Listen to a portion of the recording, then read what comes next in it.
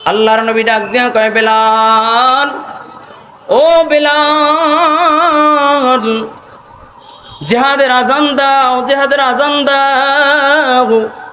বেলাল মসজিদে নববীর মিনারায় উঠা বলে, হাইয়া আলাল জিহাদ, হাইয়া আলাল জিহাদ।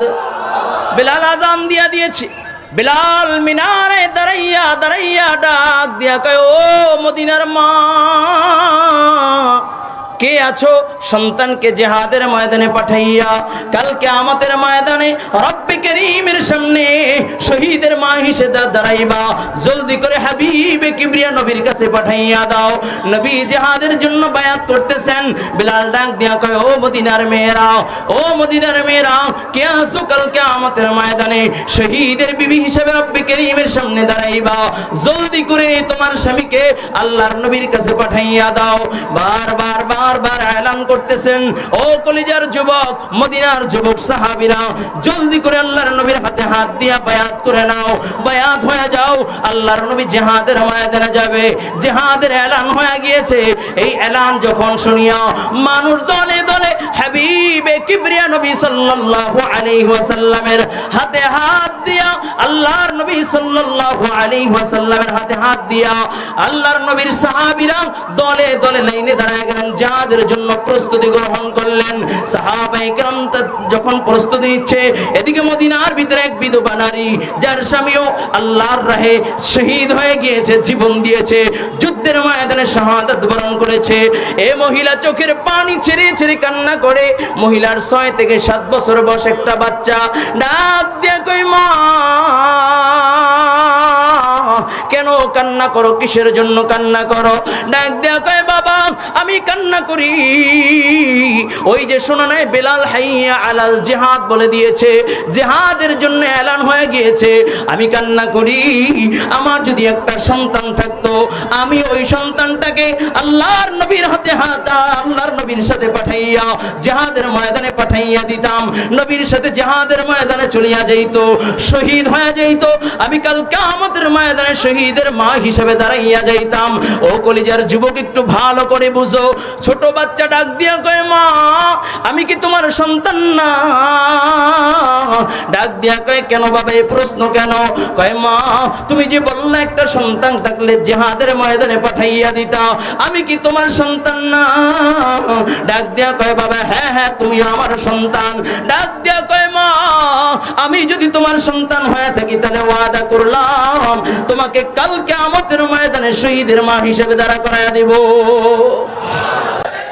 আর আমার আপনার নবী, সরকারে দো আলম নবী, রহমাতাল লিল আলামিন নবী মুহাম্মদুর রাসূলুল্লাহ সাল্লাল্লাহু আলাইহি ওয়াসাল্লাম উম্মতকে কেমন ভালোবেসেছেন, আর আমরা উম্মত হয়ে নবীকে কতটুকু ভালোবাসতে পেরেছি।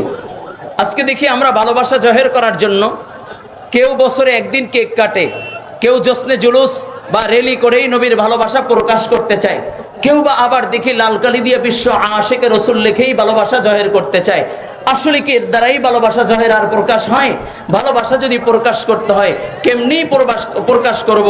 কই, সাহাবায়ে কেরাম যেমনি ভাবে ভালোবাসা প্রকাশ করেছেন, সাহাবায়ে কেরাম যেমনি ভাবে ভালোবাসা প্রকাশ করেছেন, আপনি আমি যদি সেইভাবে ভালোবাসা প্রকাশ করতে পারি, তাহলেই বোঝা যাবে আপনি আমি আশিকে রসুল। ঠিক কিনা যারা বলেন? নবীর মোহাব্বতে সাহাবায়ে কেরাম জীবন দিয়েছেন। নবীর মোহাব্বতটা কেমন ছিল? কয়, আজকে নবীর এই 12 রবিউল আউয়াল নবী দুনিয়ার থেকে বিদায় নিয়েছেন, এর ভিতরে কোনো ইখতিলাফ নাই।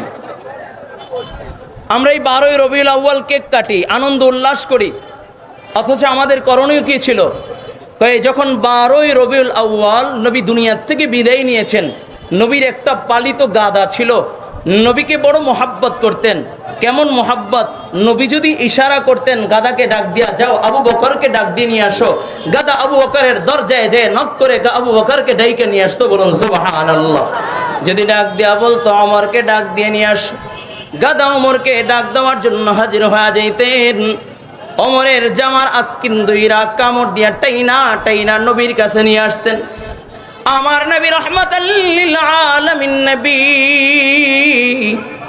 দো জাহানের বাদশা নবী মুহাম্মদুর রাসূলুল্লাহ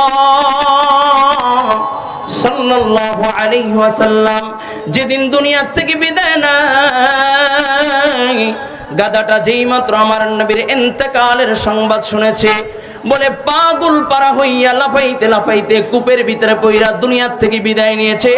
শুধু তাই না, যেদিন আমার নবী দুনিয়ার থেকে বিদায় নেয়, নবীর সাহাবী গাছের উপর উঠা খেজুর পাড়তেছিলেন। যেই মাত্র নবীর মৃত্যুর সংবাদ, নবীর ইন্তেকালের সংবাদ কান পর্যন্ত পৌঁছায়, ডাক দিয়া কয়, আল্লাহ, যেই চক্ষু দিয়া আর তোমার হাবিবকে দেখতে পারবো না, যেই চক্ষু দিয়া তোমার নবীকে দেখতে পারবো না, ওই চক্ষু আর চাই না, তুমি আমার ওই চক্ষু দুইটা নিয়ে যাও। কয় সাহাবী দোয়া করছে, আল্লাহ তাআলা দোয়াকে কবুল কইরা নিছে। সুবহানাল্লাহ। এটা ছিল নবীর মুহাব্বত। আর আপনার আমার ভিতরে তো নবীর মুহাব্বত নাই, নবীর প্রেম নাই। এখন ওলামায়ে কেরামের সামনে নামাজ, ওলামায়ে কেরামের সাথে কাতারবন্দি হয়ে নামাজে দাঁড়াইলাম। আবার একটু পরে সাতেমে রাসূল, নবীর দুশমনরা যখন ডাক দেয়, নবীর দুশমনদের পক্ষে যায় স্লোগান দিয়ে, আছে কি নাই? এ জোরে আওয়াজ করে বলো, আছে কি নাই? এ যুবক ভাই, 5ই আগস্ট গেছে, তার মানে আমরা বিজয় পেয়েছি তা নয়, এখন আরো জটিলতা শুরু হয়েছে, ঠিক কিনা জোরে বলেন? আগে হাসিনা স্বৈরাচারী করেছে, আগে হাসিনার দল মানুষের রক্ত চষেছে, এখন দেখি চতুর্মুখী রক্ত চষা তৈরি হয়ে গিয়েছে, ঠিক কিনা জোরে বলেন?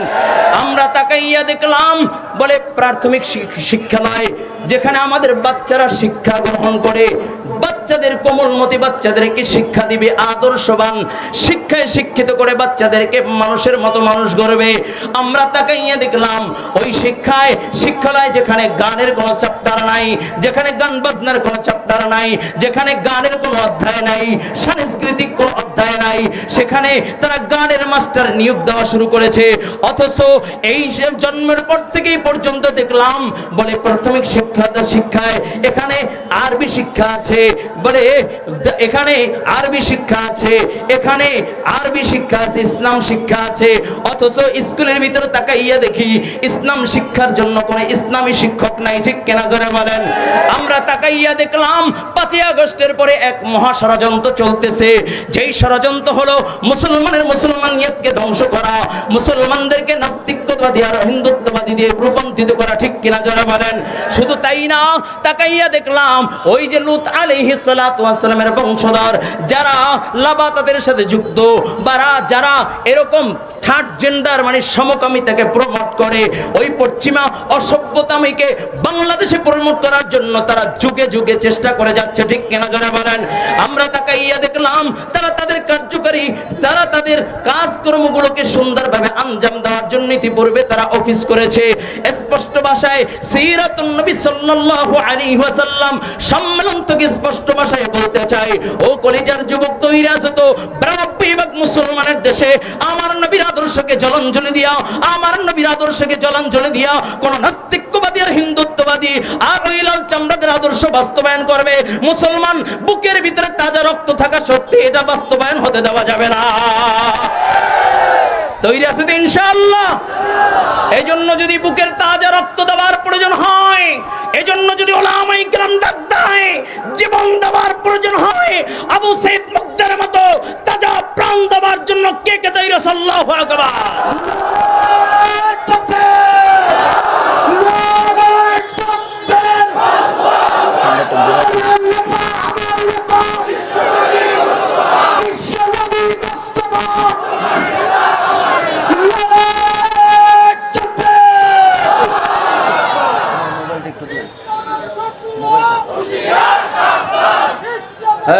স্লোগান দেওয়ার সময় নাই, হুজুর চলে আসবেন।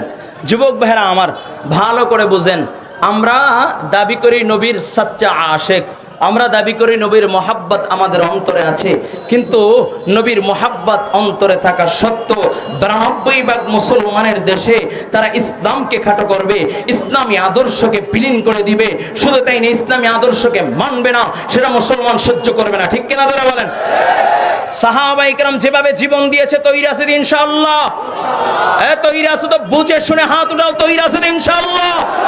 আবার যদি কাপড়ের কাপড় পরে রাজপথে নামতে হয়, আবার যদি বুলেটের সামনে দাঁড়াইতে হয়, বুলেটের সামনে দাঁড়াইবার জন্য তৈরি আছো তো ইনশাআল্লাহ? এই জন্য ওলামায়ে কেরামের ডাকের অপেক্ষায় আছেন তো ইনশাআল্লাহ? এখন দুইটা দল, একটা হক, একটা বাতিল, একটা মুসলমান, একটা বেঈমানের, ঠিক কিনা যারা বলেন?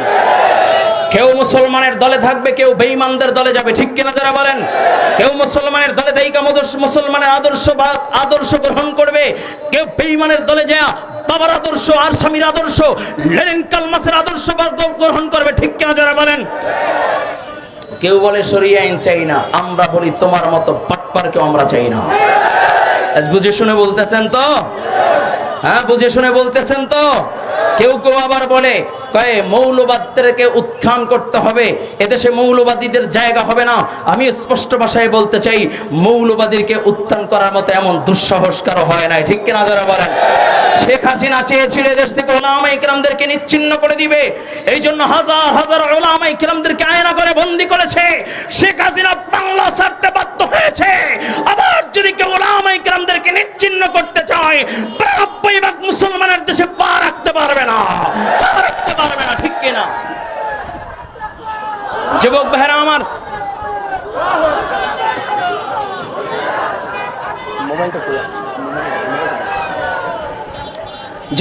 আমার, ভালো করে বুঝেন, এদিকে তাকান।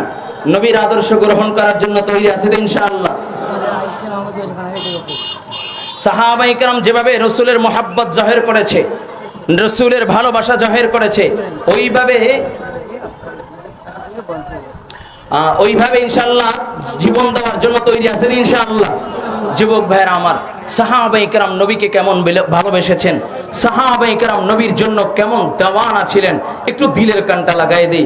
আমার নবী সরকারে দো আলম নবী, রাহমাতাল লিল আলামিন নবী মুহাম্মদুর রাসূলুল্লাহ সাল্লাল্লাহু আলাইহি ওয়াসাল্লাম বিলালকে ডাক দিয়া কয়, বিলাল জিহাদের আযান দিয়ে দাও। আল্লাহু আকবার, আরো জোরে আল্লাহু আকবার, আরো জোরে আল্লাহু আকবার।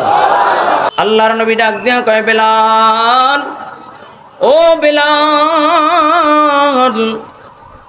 জিহাদের আযান দাও, জিহাদের আযান দাও।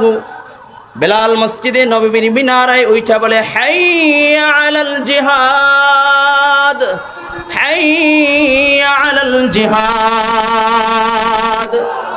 বিলাল আযান দিয়েছে। বিলাল মিনারে দাঁড়াইয়া দাঁড়াইয়া ডাক দিয়া কয়, ও মদিনার মা, কে আছো সন্তানকে জিহাদের ময়দানে পাঠাইয়া কাল কিয়ামতের ময়দানে রব্বে করিমের সামনে শহীদের মা হিসেবে দাঁড়াইবা, জলদি করে হাবিবে কিবরিয়া নবীর কাছে পাঠাইয়া দাও। নবী জিহাদের জন্য বায়াত করতেছেন। বিলাল ডাক দিয়া কয়, ও মদিনার মেয়েরা, ও মদিনার মেয়েরা, কে আছো কাল কিয়ামতের ময়দানে শহীদের বিবি হিসেবে রব্বে করিমের সামনে দাঁড়াইবা, জলদি করে তোমার স্বামীকে আল্লাহর নবীর কাছে পাঠাইয়া দাও। বারবার এলান করতেছেন, ও কলিজার যুবক, মদিনার যুবক সাহাবীরা, জলদি করে আল্লাহর নবীর হাতে হাত দিয়া বায়াত করে নাও, বায়াত হয়ে যাও। আল্লাহর নবী জিহাদের ময়দানে যাবে, জিহাদের এলান হয়ে গিয়েছে।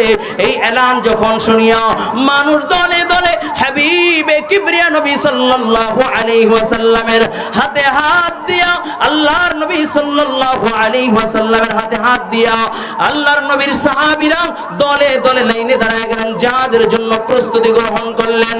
সাহাবায়ে কেরাম যখন প্রস্তুতি নিচ্ছে, এদিকে মদিনার ভিতরে এক বিধবা নারী, যার স্বামীও আল্লাহর রাহে শহীদ হয়ে গিয়েছে, জীবন দিয়েছে, যুদ্ধের ময়দানে শাহাদাত বরণ করেছে। এই মহিলা চোখের পানি ছেড়ে ছেড়ে কান্না করে। মহিলার 6 থেকে 7 বছর বয়স একটা বাচ্চা। ডাক দিয়ে কই, মা কেন কান্না করো, কিসের জন্য কান্না করো? ডাক দেয়া কয়, বাবা আমি কান্না করি, ওই যে শোনা নাই বিলাল হাইয়া আলাল জিহাদ বলে দিয়েছে, জিহাদের জন্য এলান হয়ে গিয়েছে, আমি কান্না করি। আমার যদি একটা সন্তান থাকতো, আমি ওই সন্তানটাকে আল্লাহর নবীর হাতে হাত, আল্লাহর নবীর সাথে পাঠাইয়া জিহাদের ময়দানে পাঠাইয়া দিতাম, নবীর সাথে জিহাদের ময়দানে চলিয়া যাইত, শহীদ হয়ে যাইত, আমি কাল কিয়ামতের ময়দানে শহীদের মা হিসেবে দাঁড়াইয়া যাইতাম। ও কলিজার যুবক, একটু ভালো করে বুঝো। ছোট বাচ্চা ডাক দিয়া কয়, মা আমি আমি কি তোমার সন্তান না? ডাক দিয়া কয় কেন বাবা এই প্রশ্ন কেন?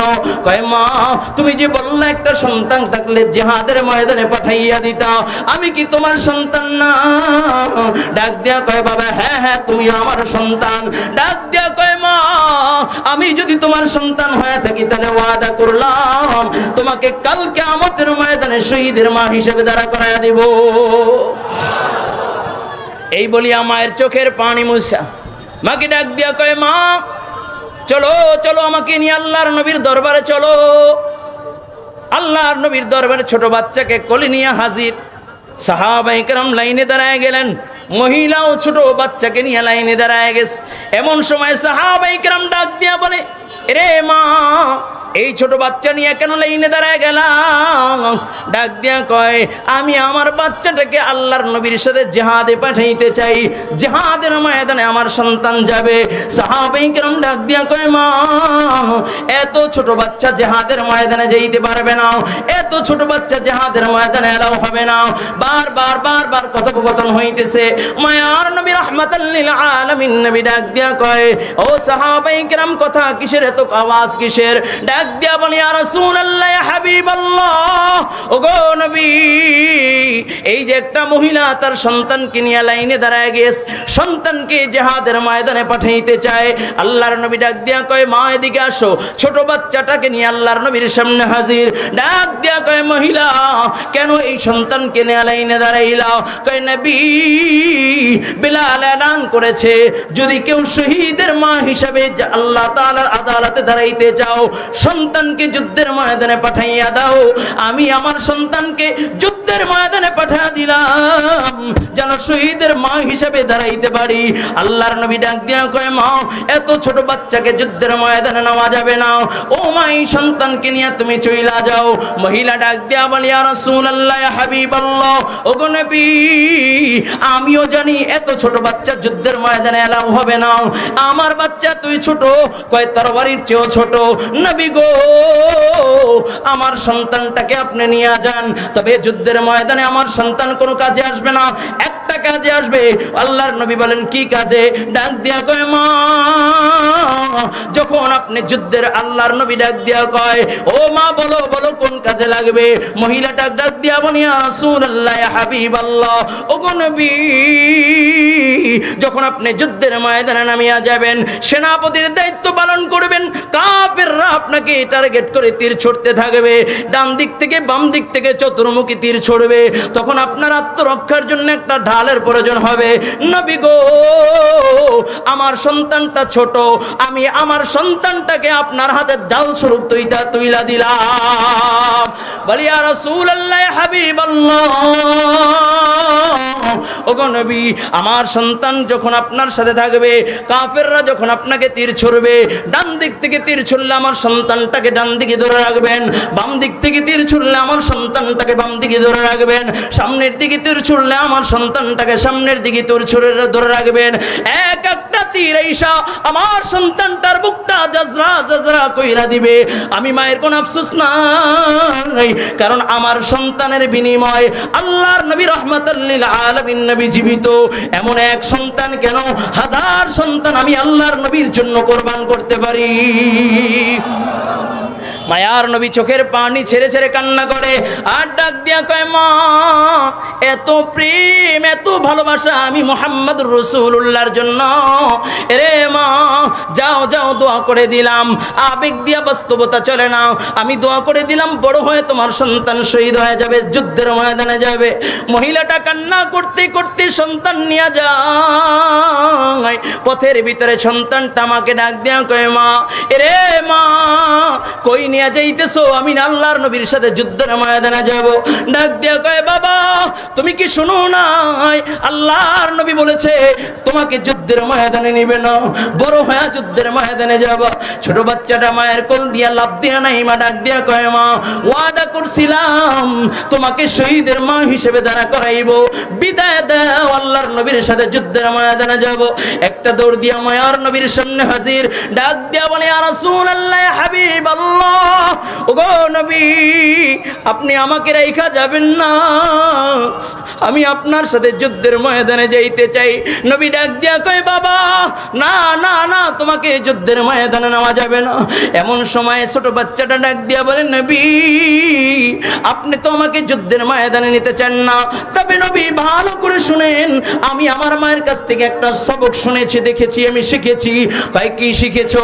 বলে ইয়া রাসূলুল্লাহ ইয়া হাবিবাল্লাহ, আমার মাকে আমি দেখেছি, মা যখন সকালবেলা চুলা জ্বালায় ছোট ছোট লাকড়িগুলো বাইচা বাইচা চুলার ভিতরে দিয়ে আগুন ধরাইয়া দেয়, যেই মাত্র আগুনগুলো দাও দাও দাও দাও করে চলে যায়, এরপরে বড় বড় লাকড়িগুলো চুলার ভিতরে দেয়। ওগো নবী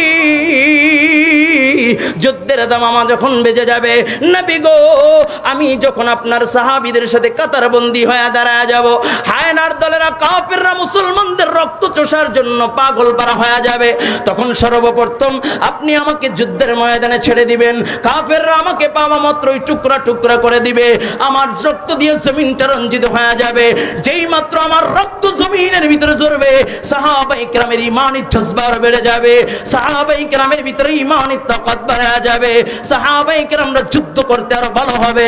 নবী গো আপনি আমাকে রাইখা আমাকে রাইখা আপনি যাবেন না, আমি আপনার সাথে যুদ্ধের ময়দানে যেতে চাই।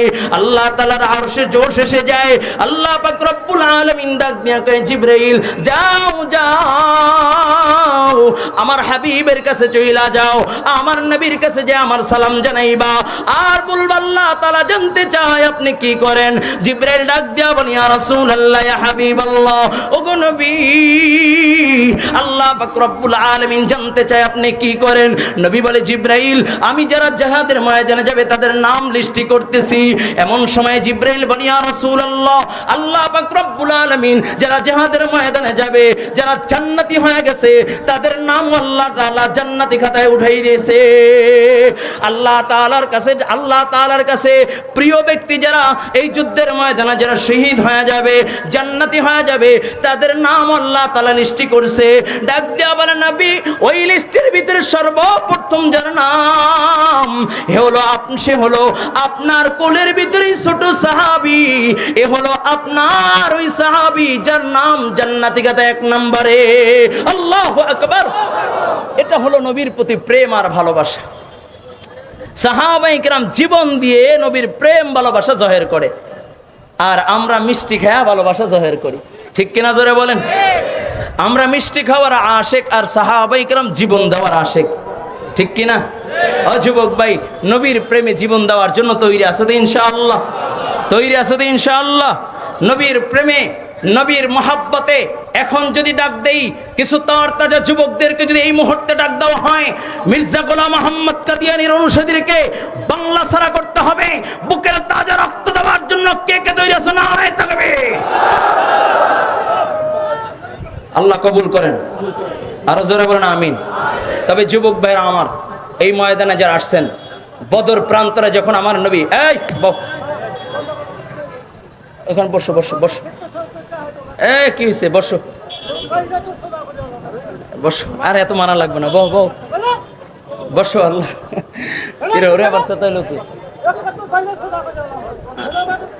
আল্লাহ কবুল। মনির, নাম কি মনির না? মনির ভাই বসেন, এদিকে তাকাই। আসলে কিছু আল্লাহর কিছু পাগল আছে, এদেরকে ধরা যায় না, ঠিক না? ধরলে আবার সেইতে যায়। আল্লাহ কবুল করেন, বলেন আমিন। যুবক ভাইরা আমার, এদিকে তাকাই। বদর প্রান্তরে ভালো করে বুঝেন। অনেকে বলো হুজুর আপনারা ক্ষমতায় যে কেমনে রাষ্ট্র পরিচালনা করবেন, আপনাদের সাথে তো আমেরিকা নাই, ইউরোপ নাই, আপনাদের সাথে তো চীন রাশিয়া নাই। আমরা বলি আমাদের সাথে আমেরিকা ইউরোপ নাই, আমাদের সাথে চীন রাশিয়া নাই, আমাদের সাথে ভারত নাই, আমাদের সাথে একজন আছেন, তিনি কে? জোরে আওয়াজ করে উচ্চ স্বরে বলেন তিনি কে? আরো জোরে বলেন, মুমিনের আওয়াজে বলেন তিনি কে? শাহাদাত আঙ্গুলটা উঁচু করে দেখা দেন, তিনি কে? আল্লাহ তাআলা যদি কারোর সাথে থাকে, ভয় আছে? জোরে বলেন ভয় আছে? নবী যখন এলান হইল বদর প্রান্তরে কাফেররা হাজির হয়ে গিয়েছে মুসলমানদেরকে নিশ্চিহ্ন করার জন্য, ধূলিসাৎ করে দেওয়ার জন্য, নবী তখন ভাষণ দিলেন, ও আমার সাহাবায়ে কেরাম এমন কিছু মর্দে মুজাহিদ চাই যারা আল্লাহ ও আল্লাহর রাসূলের দ্বীনকে হেফাজত করবে। নবীর ডাকে সাড়া দিয়ে 313 জন লাব্বাইক বলে দাঁড়িয়ে গিয়েছিলেন। চিল্লায় কোন আল্লাহু আকবার। কয়জন? 313 জনকে নিয়ে নবী বদর প্রান্তরে হাজির হয়ে গেলেন। লম্বা ঘটনা বলতে চাই না। বদর প্রান্তরে যায় দেখে ওদিকে 1000, এদিকে 313 জন। শুধু হাইটাই গেলে তাহলেই 313 জন শেষ, ঠিক কিনা জোরে বলেন? তখন আল্লাহর নবী 2টা হাত উঠাই আল্লাহর কাছে দোয়া করেছিলেন, আল্লাহ সাহায্য চাই। কি চাই? জোরে বলেন। আল্লাহ পাক রব্বুল আলামিন কয়, হাবিব আমি 3000 ফেরেশতা পাঠায়া দিলাম। জোরে কোন আল্লাহু আকবার। আল্লাহ আর কি সাহায্য নাই? কয় আরো 2000 পাঠায়া 5000 বানায় দিলাম। সুবহানাল্লাহ কোন। জাবালে মালাইকা যেই ফেরেশতাদেরকে পাঠাইলেন যেই পাহাড়ে, বলে মুসলমানদেরকে বিজয় দিলেন। আল্লাহ পাক রব্বুল আলামিন বলে, হাবিব বিজয় তো লাভ করেছেন, আপনি যখন সাহায্য চেয়েছেন শুধু ফেরেশতা পাঠাইয়া সাহায্য করি নাই, স্বয়ং আমি আল্লাহ বদর প্রান্তরে হাজির হয়ে গিয়েছিলাম। চিল্লায় এখন আল্লাহু আকবার। যুবক ভাই, এই 313 জন যদি এই ময়দানে ডাক দেওয়া হয়, 313 জন যদি এই ময়দানে ডাক দেওয়া হয়, এখন এই মুহূর্তে দাঁড়াইয়া যাব বুকের তাজা রক্ত দেওয়ার জন্য। কে কে তৈরি আছেন? নারে তাকবীর। আল্লাহ কবুল করেন, বড় আমিন।